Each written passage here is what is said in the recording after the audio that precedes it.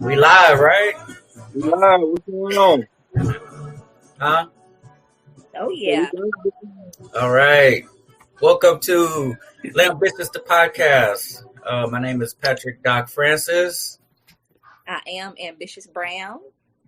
And I'm Mr. Lloyd Linda, aka Chuck. All right. So we're here today. We're going to have a show. It's going to be on breast cancer awareness. And of course, we're in the month of October. October is Pink Month. And so we had a great show last week. I want to mention that last week we had a great show about this. Today is voter day, right? We can vote today. A lot of people posting about voting, and we're seeing it online. So we had a good show on that last week. So how about y'all? What's going on with y'all this weekend or this week? This week, I just have a lot of stuff going on for work-wise. And then as far as the brand goes, I'm getting a pack together to send to my hometown so I can flood the streets up there. I have my brother is going to help me with a lot of things. So I've just been busy working, getting some things together so that I can do a little semi-big push right before the holidays get here. Outside of that, I'm still celebrating Libra season. Still in full effect. We have, I think, one more weekend, and then I'm going to be sitting down until next September. But that's all that's been going on. I know you guys have a lot of great events and collaborations that you've all been working on. So what do you have going on for Lamp? A lot going on. First, personally, I love October is actually my second favorite month, y'all, behind March. Of course, March is the best. I'm sorry, October, I love October. Yeah, I love October because it's the fourth quarter. It's time to go. So whatever goals you have for the year, it's time to go get it. It's time to position yourself for success, or it's time to look at, hey, what I need to do better for the next year. But on that note, I made an 88 personally on a quiz that had nothing but problems. It was tough. It was tough. So that was good. Kiddo turning 15 in about a week or so. So looking forward to surprising them. The Lakers won. All of that's personal stuff. I'm a big Lakers fan. Anybody that know me. Yeah. So all that's Kobe fan, right? Big Kobe fan. Black Mamba, long live Mamba. But LeBron did that, so big up to LeBron. Mm-hmm. But that's on a personal note. I know you were asking about Lamb because we do have our guests. I'm not going to talk too long, but we do have a lot of stuff coming up. So again, like we said, Lamb is October is a huge month for us. All month long right now, we're currently doing a pajama drive. Mm-hmm. Due to COVID protocol, we were unable to have a drop off at Walmart like we previously said. So if you can, we have a raffle going on right now. So if you can donate a minimum of $10, we will raffle off one of our Lamp hoodies, any color you like, made by the great Ambitious Brown over there. So if anybody cash app us at $Lamp Services. Again, to enter the drawing, the cutoff date is October 25th. And all the pajamas are going to go to the Houston Area Women's Center. So every child is going to have some pajamas, something comfortable to go to bed at night. So that's a great cause for that. Next, on October 24th, we have, we call them Lamb Campers, our kids that will be going to our Lamb Camp. Awesome. The Houston Dynamo have gave us tickets, still with social distance. Shout out to the Dynamo. Yeah, so shout out to the Houston Dynamo and Dynamo Charities. They gave us free tickets to catch them on the 24th of October. 10 tickets. So for our kids that are doing well in and outside of the classroom, we want to give them a break from all this pandemic and stuff. And it's still social distance. So anybody worried about that, they have protocol for that. Everything is touchless. Even the tickets are electronic. So that's big. And then last but not least, we have a pop-up shop on October 31st on 1215 Piedmont Street. So if you want to dress up and bring your kids, we have goodies for the kids, and we'll be selling popcorn to raise more funds for future events. I'm out of breath now. I know that's a lot. There's a lot going on with Lamp. It's Lampoween, Lampsgiving, everything going on. So I'm excited. So please, at the end of the show, we're gonna have to kind of go over that again because it's a lot of information. But we want to make sure y'all get it. Of course, you can rewatch the show and everything, but we want to make sure everybody hear what's going on with us. And on top of what else you said, it's a whole lot more other stuff that's brewing that we are on the verge of doing. So it's a lot more. I'm excited about what 2021 is going to bring also. Definitely. So without further ado, it's about that time to introduce the first guest. So the first guest I'm going to bring on the show, her name is Cheryl Reese. And how's it going? Fine. All right. So what I want to do is actually let me go over your Miss Travel with Pink Purpose. That's on your Correct. Instagram name, right? Yes, that's correct. And that same word is what Lamp and even Rillo 87 is all about, is purpose. So that is something that is a common bond that we share as far as living our purpose. And I want to also say that you have an MBA and you are a talent management at Visa. Is that correct? That's correct. Yes. All right, awesome. So I wanted to also tell Ambitious that I think tomorrow Cheryl is going to be speaking at HCC. I think it's going to be virtual though, right? Yes, it is. It's going to be virtual at 1 o'clock. 1 o'clock tomorrow for Yes, HCC. Standard time, yes. Okay, awesome. I have to tune in. Yeah, so okay.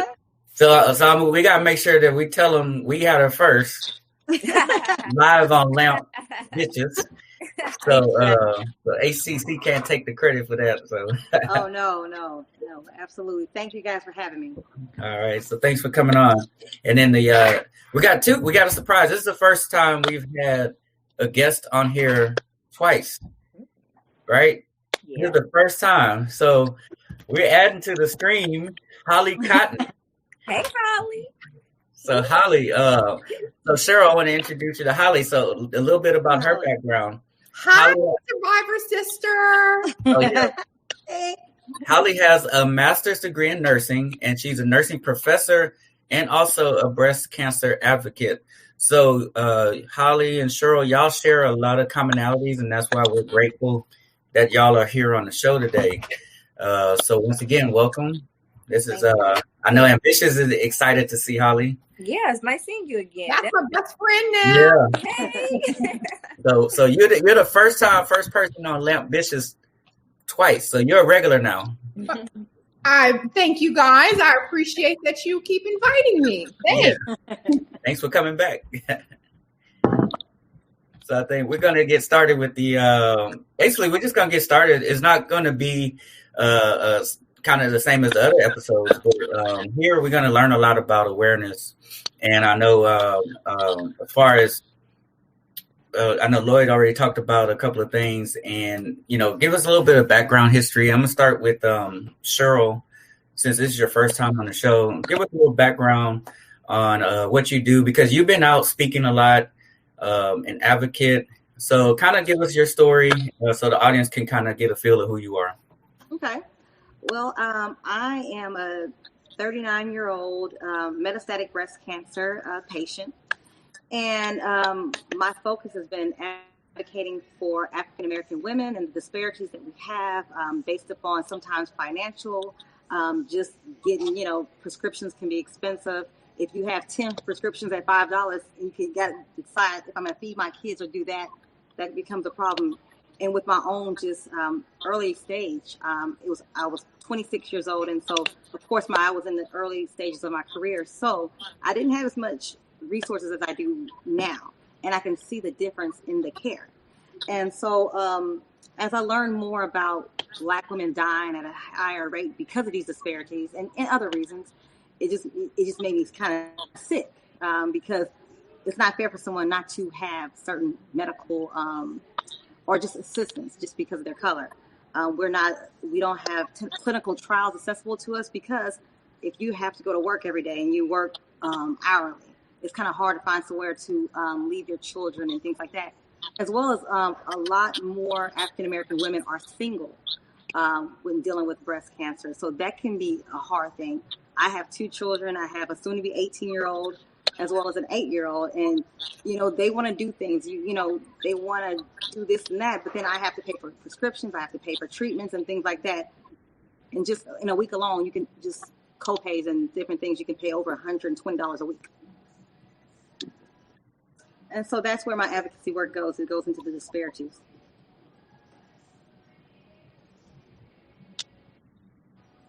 I think you're muted. Ms. Cotton, I'm sorry. On your read your lips. I'm like, wait, what? Yeah. So kind of give us the last show. We kind of touched on it, but not really. But kind of give us a little bit of background on you and your history.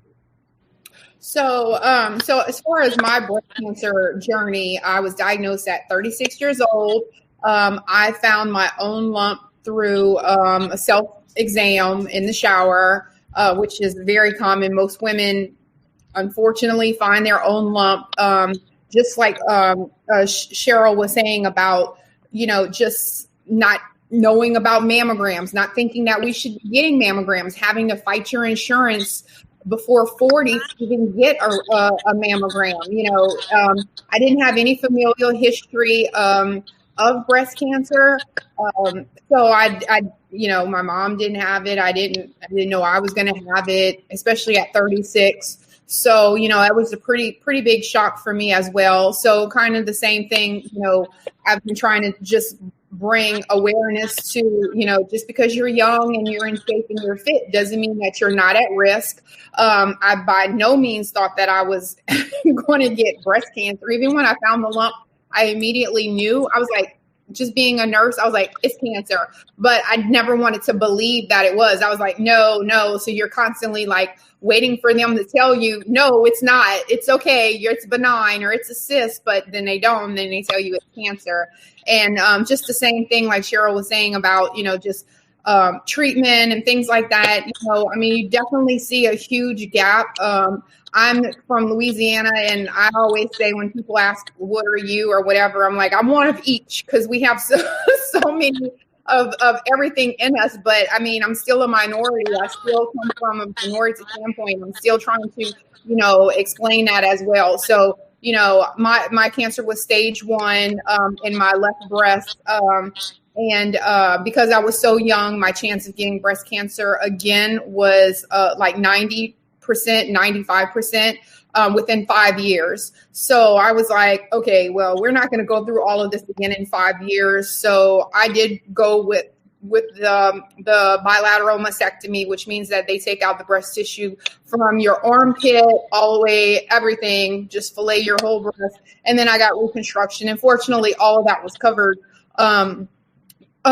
under my insurance. However, even that, my deductible, because I had like a crappy job at the time, my deductible was like $3,500. So when you're struggling with 2 small kids, just coming up with a $3,500 deductible was a lot. And then like Cheryl said, there's no resources. Anyone that knows me, they know like I'm like Sister Soldier against Susan G. Komen. I appreciate all the billions of dollars a year that they go to research, but they do not help women that cannot afford basic services, So when you're running those races and you're paying $35, $70, you're donating, yes, it's going towards research. That's why it says race for a cure. But if you have just your grandma or your mom or your sister that's sitting around that doesn't have any money to help pay, that's not Susan G. Komen to give me a penny. And they wouldn't give me a penny. So, just like Cheryl said, just be aware of, those disparities and know that there is definitely a missing link to help women, especially, lower income. And it doesn't even have to be lower income. It could just be just surviving. Like, you don't even have to be poor anymore. You just have to be trying to pay your bills and maintain a roof over your head. And having an extra $500 a month that you have to pay is, can be very demanding. So that's my story. Wow, appreciate that. And I'll let Ambitious and Lloyd chime in whenever you like. But the other question I wanted to know is, like, for instance, as far as being proactive and just catching it early, you kind of mentioned that that you caught it early because they kind of figured out it wasn't this, and it ended up being this. So let me go to Cheryl and kind of ask you this: like, did you catch it early? Was it late in the stages? And how can others be proactive? Well, my situation was a lot different than most. I've always been real small. I had heavier breasts. I had like a triple D breast. So I weighed, I think, 105 pounds at that time. And so I went to have a breast reduction. And once they removed the tissue, they noticed that there was, just something wasn't right. And so they sent it to the pathologist, and the plastic surgeon, removed everybody out the office, and was like, I just kept wondering why I was the last one to be told what was going on. And they were telling me, okay, you have stage 0, DCIS, which is an early stage. But one thing that's different was I was 26 years old when this happened. I went to all my appointments by myself. I went to all my treatments by myself. And so had I known the things that I know now, or had somebody along with me or supporting, there's a lot of things that I would have changed in what I did. Now, yes, I caught it early, but catching it early is not the thing. Okay, because you don't die from breast cancer in early stage. You die from breast cancer, which today is Metastatic Breast Cancer Awareness Day. You die from stage 4 breast cancer. And so a lot of the research and things like that are not really going to metastatic. So there are certain groups that help out. But I say that to say that my second time around, I just bought a home, I think 2 months, and I went to fix something in the shower and wanted to remove the thing, and then I found a lump under my arm, and I had the surgery. I had a mastectomy. I had of that breast. I felt like a marble under my arm. The first time around, I never felt anything, so I didn't know, what a lump would feel like. But I was like, okay, that's probably scar tissue from my reconstruction. Every time I go to the doctor and tell them, hey, are we going to ever scan this breast? They never scan your breast again. Based upon the rules of medicine, they say that once you've had a mastectomy, there's no reason to do it unless there's something suspicious there. And all my appointments were regular. I had a pap smear and things, and 2 months later, I find that lump. And I go to the MD Anderson, and it was during the time of the hurricane, so it was hard to get in to see anybody. And so I knew what it was. They did a biopsy, everything on the same day, and she just told me, we're going to send it to the pathologist, but based upon how the things look, it looks like it's, it came back. And we thought it was early stage. We're going to put a port in, and then all of a sudden, I told them something, and like I didn't feel right on my other side, on one of my sides. And so they said, well, let's do a full scan. And so that's when they found out it had traveled to my lungs, my liver, and now it's got a tumor in the brain. But I caught it early. However, it didn't save my life. So, and that's one of the things that a lot of people with metastatic breast cancer talk about is that, everybody says early detections, mammograms, things like that. However, I found out early. I went and did my treatments. I did everything like I was supposed to. Does it help? Yes, it helps. But does it ultimately help to get to that, prevent you from getting to stage 4? No. But nobody ever told me, because I was young, that my chances of getting this breast cancer was gonna be that strong every 10 years. And so this was an older woman's disease. So I was 26 years old. So every 10 years, and exactly 10 years to the date, it's metastatic. So my oldest one was 5, and now my youngest was 5 when I, first diagnosed. As it was growing, they gave me 18 months to live. And through exercise, more holistic things, I'm still here 3 years later. Awesome. Yeah. Awesome. So, yeah, catching it early is important, but you got to realize also in the Black community, sometimes we don't know both sides of our families.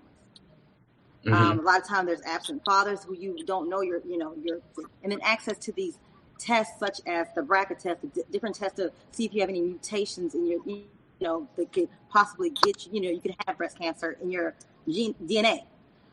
We don't have access to that.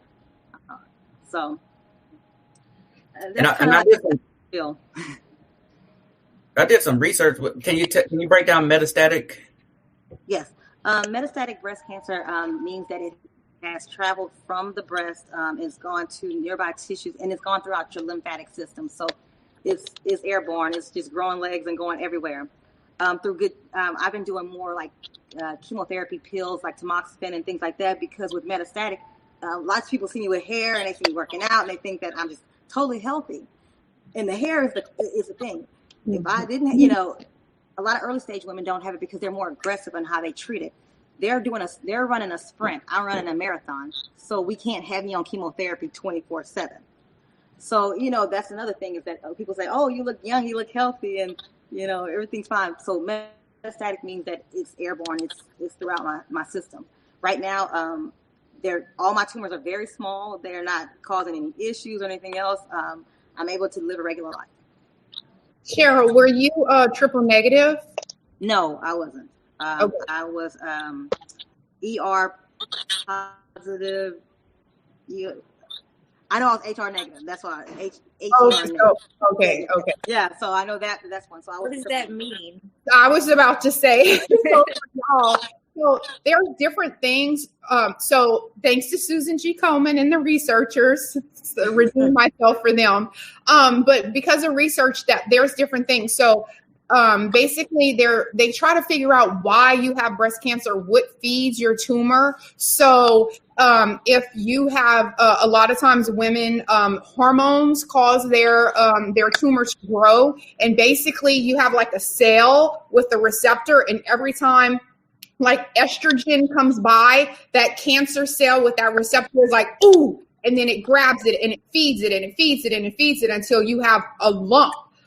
Which is your tumor. So usually whenever they test it, like the histology, like Cheryl was saying, after they sent her first surgery, the tissue to the lab, they cut it up, they test it with everything. So that's what they figure out what they're going to treat you with. So usually like African-American women are the highest population of triple negative. And that's also why they have like really bad, because by the time they find it, by the time they find the lump, by the time they start getting treatment, it's probably metastatic, or they can't treat it with normal things. If you're triple positive, like for me, I was triple positive, thank God. So out of like cancer to get, that was like the best option to get, because all they had to do was stop my body from producing the HRT, the progesterone, estrogen. So I was on tamoxifen, like you said, Cheryl. So I've been on it for 7.5 years, almost 8 years. I just stopped it this year because the recommendation was like 10 years. So basically I have had no hormones. I've been in menopause since 36.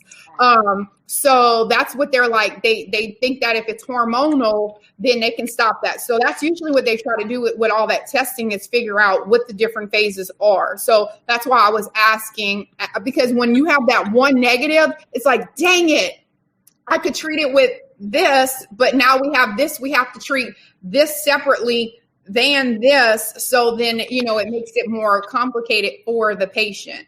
After finding a lump, do you have to have a mammogram? I was told every 6 months to see changes or growth. That's if you get a lumpectomy. So if you get a mastectomy, which Cheryl and I were both saying that we got, you're not getting, I'm sorry, was I not supposed to answer that question? No, go ahead, yes. Oh, okay.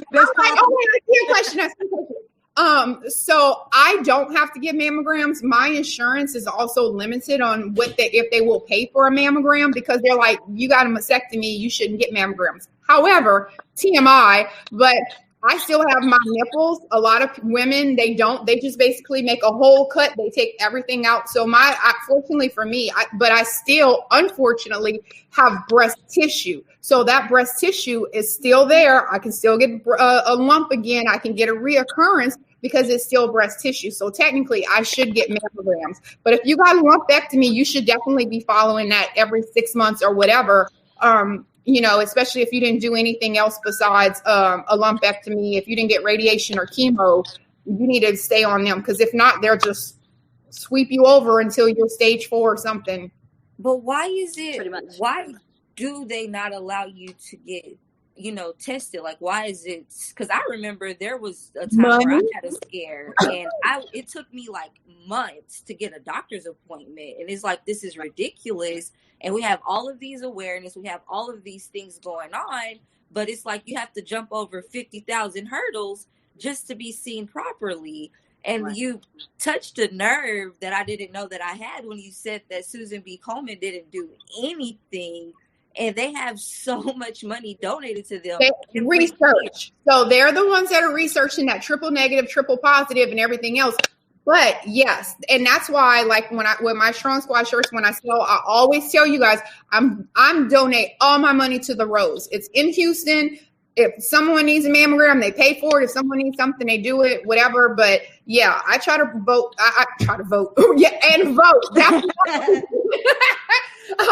but yeah, when you have a bunch of, old men that are trying to stop you from getting, mammograms, birth control pills, all of these things controlling your body, they're like, oh, well, woman doesn't need a mammogram, blah, blah, blah. So then you have that. And that's what, like Cheryl was saying, she's fighting for these things to bring awareness that, hey, just because I'm under the 40-year-old range, I still have this. I'm still at risk. So yeah, you definitely, and unfortunately, like Cheryl was saying, also, I'm a nurse, so I'm in there and I'm like, oh, hell no. I need this, because I know I have the knowledge. But when you don't have the knowledge and they're like, you'll be all right. Let's just watch it. Let's do all of those are red flags. Do not. You have to be an advocate for your health. You go in there and fight and you're like, oh no, sir, this doesn't sound right. I was listening to Lambitious podcast and they told me I'm supposed to be doing this and this. And that's exactly how I feel right now. Like, okay, next time I go, like I need to push even harder than but I was young. I didn't really know. I was just and that's the going problem. through the loops that they were putting me through. So see, that's the problem. Being young, being Black, they so even when it comes down to racism, and I hate to bring that up, a patient advocate that I knew made it a point to call me the N-word during this whole Black Lives Matter thing. So think about this person is advocating your pet. We got a racist fire. That's what it was called. We went on that thing, and so that person was let go, but she was part of the thing to, I advocate for this. But then my question was like, who are you advocating for? And we don't have a city at the table. When you go to these big conferences, so there's a couple of groups led by African American women, the Tiger Lily the Tiger Lily Foundation, and so they're there to make sure that Black women have a voice, young Black women, and so that's what she does all day. We go in and we go to these conferences as a pack, because you vote today. Guess what? You're voting for your health care as well. You're voting for a lot of these things. And so if you're not doing those things, then you don't have a seat at the table because you're not important. Why should I cater to you if you're not going to even put anything back into the community, which is a vote? So it all ties into each other. I have a quick question. So I know with prostate cancer, a lot of it is hereditary. They say, and they want us to get tested basically after 40, 50, but 40 if you are, if you have a strong family history of it. So is breast cancer considered something that's hereditary? Do you want to go? You want me to go? You can go, but it absolutely is. Yeah. Okay.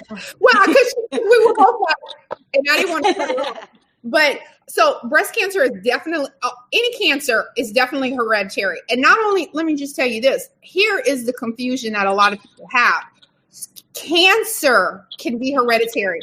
So my mom can have breast cancer, but I may not get breast cancer, but I'm at a high risk for other cancers. And that's the thing. Someone will say, oh, well, they didn't have prostate cancer, but my mom had breast cancer. Guess what? Your hormones, that means you're at a high risk for that as well. So I think that's where like we kind of get lost with the names of it. And I think we should probably take the title off of what kind of cancer. But obviously, if you had cancer, then it's bigger. But there is BRCA. That's what Cheryl was saying early. It's a BRCA test. And what they do is it's a saliva test, and they make you spit in this thing. And they see if you have if it's like hereditary. I didn't have the trait, but however, I have a daughter. So when she gets 18, she has to get tested, and she has a whole life to be paranoid because her mom did have breast cancer. Same thing for my son. He has again breast cancer from having the gene from me as well. So, so that's, it's definitely hereditary, but it's not just if your mom or dad have prostate. That increases your risk of getting that cancer, but you're also just at a high risk. Like my whole dad's family, they have tons of cancer. So they all had different lymphomas, different things, all kinds of stuff. Leukemia, I had an uncle who died of leukemia. That's my risk, but I didn't know that's what that meant until now, being in a medical professional field, I understand. Wow. Now I have a question. As far as, because I see, I see both of y'all online, and both of y'all are so strong, and like you can see y'all both work out, strong squad.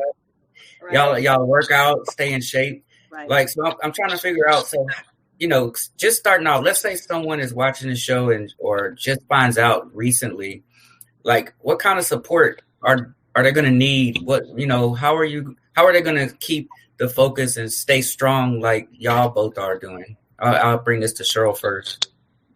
Each day, I always like working out. I live for today. Everybody says that, but I go work out because I say I'm excited. I'm happy that I'm able to get out of bed and do this. And I do each set based upon next week, I can be in hospice. And people don't realize how fast this disease can go. It can go from 0 to 100 overnight. And the thing is that I do things for now. And so I tell people, these statistics are just wonderful. They're great, but stop listening to them. Stop. Focus on you. Focus on what your body is telling you. Try to limit your stress. That's one thing is people try to take your peace. You got to get that peace back. And I believe in God. I believe in a higher power. And I believe in positivity. I'm happy. Like, a lot of people go to work upset, angry every day. I went through radiation, went to work every day with a smile on my face. Smiling is the best medicine for me. And then you have to find what your medicine is. And so I think just being positive, I would say stop looking at just the regular medications. Maybe look at holistic medications.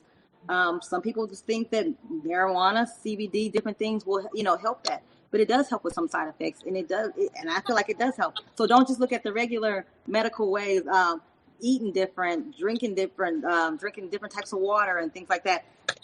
Just change everything, and you'll survive it.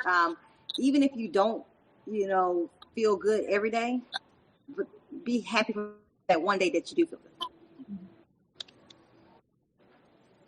Would you like to add to that, Holly? No, I just totally agree with that. I do the same thing. I try to do the positive reinforcement. I think that whenever you get those words that you have cancer and you don't know what the known is, you're like, I did the same thing. I made a vow whenever I got out of surgery, and I gave myself a week, and I was like depressed, and I was mad and angry. And then I was like, you know what? I'm going to tell you this.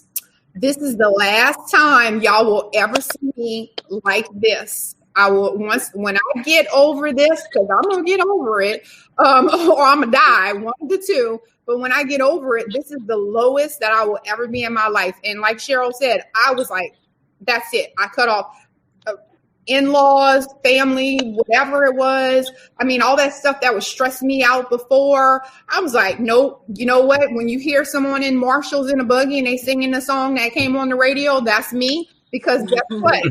I'm happy I'm here and I can sing. Right. So just like Cheryl said, and I wish that everyone kind of feared for their life for once in their life, because I promise you start living. You start living your life. And you guys that are my Facebook friends, I post every day. If you knew that today was your last day, what would you do? Guess what? It may be your last day and you don't even know, and you wasted it being mad at everything and being surrounded with a bunch of bull crap and people who don't even care about you. Surround yourself with the happy stuff.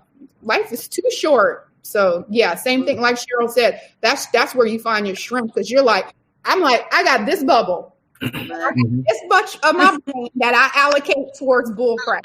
And if it's already met that day, like, I just can't. And you're not getting in my bubble. As soon as you come around, if that means I'm going to be alone forever, I'll just be alone forever. And I'll be happy in my little bubble with my kids, laughing and smiling, because I refuse to let anyone come in that bubble again. When I say you ladies have given the absolute word today, like, it's just really motivating. Like you say, live for every day. We have a purpose. We all have a purpose here, and we all should just take advantage of what we have. And like you say, your bubble, like, you know, create your own little world and live in it and be as happy as you want to be. And I'm really thankful that, you know, to have, you know, just to have this today, because we just, you know, women, we go through things, and just knowing that we don't have a lot of help fighting us on the government side, and we just have to band together to do this for ourselves. It's just super empowering and motivating. And I don't know, I'm just, like, again, I'm in a mood right now. I'm in a mode.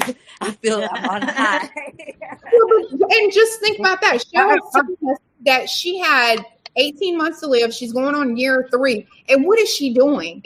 Out here fighting for women, smiling, advocating, like, you know what I mean? She could be like, you know what, my life, I don't know how much I have left. I'm not wasting it. I'm not doing that. But she's doing something stressful, and she's fighting for other people. Like, that's the thing. It's like, you know, when you start like just being a selfless individual, like, to me, that just melts my heart. I love you already, girl. You like my like, you know, like, if that doesn't get you pumped up, like, dang, what did I do today? I ain't do that to nobody. I was complaining that the Popeyes chicken line was too long.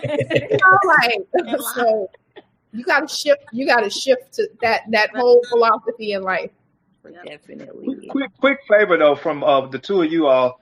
Could you guys, you know, once you share the video, could you post that again for our viewers, like the support group? I think you said the Rose, right, Holly?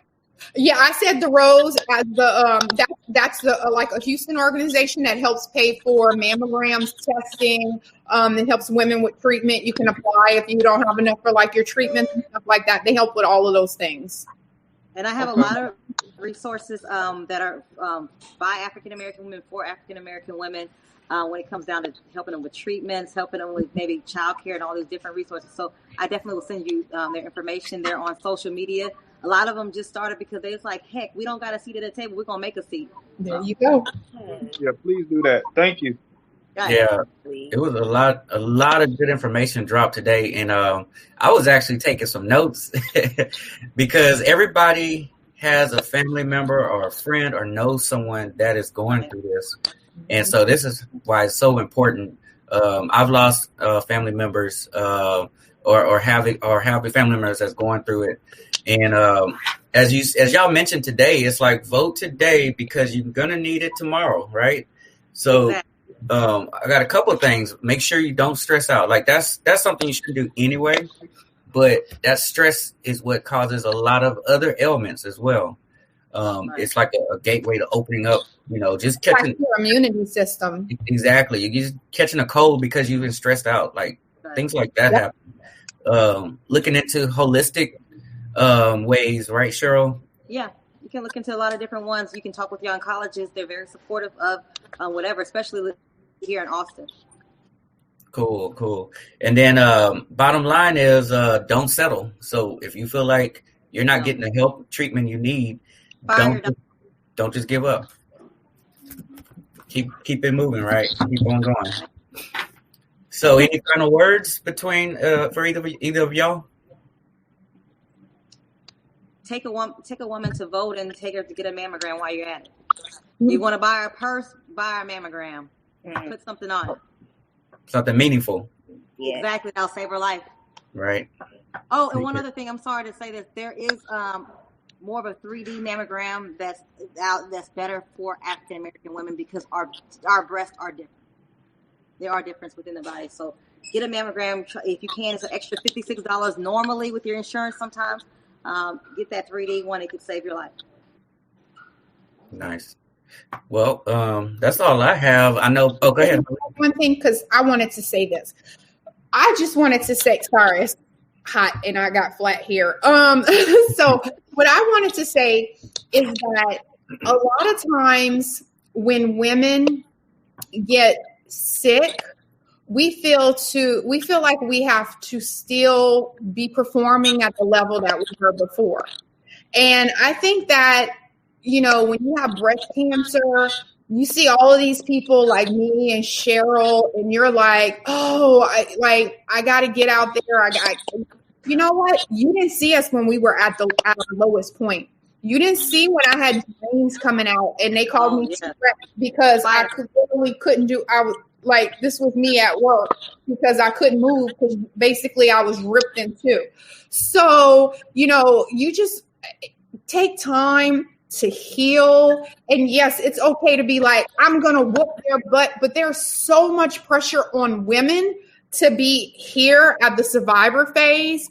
Take the time for yourself. It's okay to ask for help. Like Cheryl said, I did the same thing. I was going to appointments by myself. I was married and I still was like not getting the support that I needed. And I still had my kids. I didn't want my kids to be upset and feel like I was going to die and mom, something's going to happen. So you take all of this on and you don't give yourself time to really do it. So, that's a regret that I wish I had taken more time. I took 2 weeks off of work with a double mastectomy. I was back at work in 2 weeks. That's ridiculous when I think about it now that I was back doing normal stuff. But I just wanted to say that for any woman that's watching that, and it doesn't even have to be breast cancer. It could be any other thing that's going on with you. I had to have a hysterectomy. I couldn't work out for 6 weeks. And, they thought I had ovarian cancer. This is a journey. This is not you find a lump, they take it out. Now I'm all happy with a Strong Squad shirt and I got a full head of hair. This is a journey. This is a year of trying to establish some type of upper body strength again to do something. This is multiple visits. This is constantly every year in October, them taking your blood and you dying back there panicking when that test result comes back, when they do those titer tests to see, is anything elevated? Do I have another thing? Do I have this? Like Cheryl was saying, you got lung, every time I cough, I'm like, oh Lord, I wonder if I cancer. I got lung cancer. It is a lifelong fear. It is I try not to focus on it. And I tell breast cancer people that talk to me, you can't live in that, but I do it too. I freak out too sometimes. So that's what I just want to add, that it's not dirty. There's nothing wrong. Be mad, be sad. We've all gone through it, and give yourself time to heal mentally, physically. It's very stressful. You'll get back to kicking butt. You'll be out there doing whatever, Lord willing, but don't think just because you see us all happy that this was shoot, if them two did it, I got it. No, this is a journey. This is would you say 10, 12 years, Cheryl? I'm 8 years. 13 years I've had to deal with breast cancer. Okay, so yesterday was my cancerversary. That was the day I got the call, and it was 8 years yesterday. I celebrate every year because I'm like, you guys, 8 years ago, I got the call. I had cancer. This is freaking Mother's Day holiday crap here. We need to celebrate. So anyway, I just wanted to interject that because women take on so much to be these strong and be empowered and everything, and it's okay. Let yourself heal. You'll get there. Yeah, it's amazing to see how y'all are now, but the insight that y'all are able to give us is very important because it makes you see it from your point of view, and it's it hits reality, Right. So I'm grateful that both y'all are able to come. Thank you for having us, because I see so many things in October for breast cancer awareness, and all the panel is male doctors or and hey, kudos for you. Thank you for helping us. We appreciate it. But you cannot get an insight from a male doctor that has not gone through cancer. And let me tell you this, just because your wife or your sister or your mom went through it, you didn't go through it. It's totally different when you're going through it. You can be the most supportive person. I know people I met through Strong Squad. They're coming to me with these problems, and I feel like, dang, I didn't go through that. I didn't lose my kid. I didn't do this. I don't have prostate cancer and all of this. I don't have that. That's not my journey. So, anybody that's listening, if you have breast cancer awareness and you don't have a survivor and you don't have a female in it that's going through it, your thing is not accurate. And when she started rolling that neck, hey, y'all better listen. I'm just saying. We're tired of men telling us what we supposed to do about our bodies. Woo, child. Be quiet. Hey, Pat, we outnumbered, Pat, so I'm just being on mute right now. Yeah. Well, I want to thank y'all so much for another show. Mm-hmm. Go ahead, Ambitious. I would say that's another topic for another show. Right. Oh, yeah. We definitely maybe show, the feminist show. we're gonna sit back and watch. We'll have Holly, and then Holly will be on for the third time, and then we're gonna get Cheryl on for the second time. Right. Me and Ambitious will be making the hit list. Cheryl will be advocating for us not to beat them up. Absolutely. Exactly. So thank y'all very much for being on the show today. It was an excellent information, excellent show. And seriously, we will have y'all back on to talk about more topics because y'all are great guests. Cheryl, what's your last name? I want to add you on my Facebook or Instagram. Reese, I'll find you. Okay, all right, cool. Go ahead and Instagram. Go ahead and tell the audience, Cheryl. Miss, well, it's a lot. It's Miss Travel with Pink Purpose. But if you put my name in there, Cheryl Reese, like the candy, you can easily find me. Nothing weird, no weird names. And how do they find you, Miss Cotton?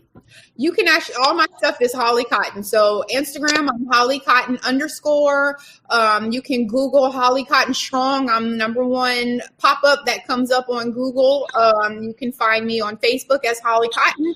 And you can also join my Facebook group page, Strong Squad, or you can follow my business page, Strong Squad LLC. What's Strong Squad about? So Strong Squad is what basically I developed after I got to a point of I was trying to find more people. I had started networking and just meeting all these breast cancer survivors. And I just wanted to kind of come up with something to join us together in unison. And then when I realized I started talking about Strong Squad, I was meeting other kind of cancer survivors, lung cancer survivors, prostate cancer survivors, all of these other cancer survivors started coming out. They wanted to be part of Strong Squad too. And that's what opened my awareness, like, geez, it's not just about breast cancer, it's all of us. And then I started getting domestic violence survivors, parents who lost children, incarcerated children, all of these things. And then that's when I realized, like, dang, all this time I thought that I was beat strong cancer and I'm great, but I realized that was just my chapter and it's no bigger than anyone else's. Everyone has something that they go through that they come out stronger on the other side. So basically that's my philosophy. That's why we sell paraphernalia. Represent your own strong, define your own strong. That's what my book is about, just all of that, because you got to be strong in this world and you're going to deal with stuff and either you're going to, sink or swim. So you got to define it and get it together. Awesome. So yeah, y'all have a lot going on. Cheryl's going to be at HCC. Is it like it's virtual? Yeah. Virtual. Okay. All right. Yes, it's virtual. Do you have like a link on your page or something? Can we watch it or no? Not.